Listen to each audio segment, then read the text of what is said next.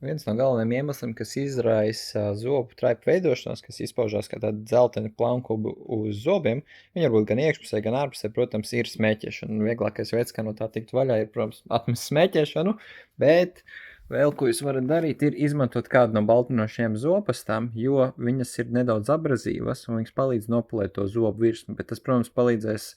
noņemt tikai tos zobu traipus, kas ir no ārpuses zobiem, jo viņi spēja arī veidoties zobu iekšpusē, tad tur būs nepieciešama jau zobu balināšana. Bet, ja mēs runājam par tiem, kas ir no ārpuses, tad rekur ir labs variants, kas ir balinošā zobu pasta no Marvisa, kas ir itāļu uzņēmums, ko viņi speciāli arī ir uztaisījuši smēķētājiem. Un, attiecīgi, ja mēs gribam zobus balināt vai jau vairāk no iekšpuses, tad ir arī šādas te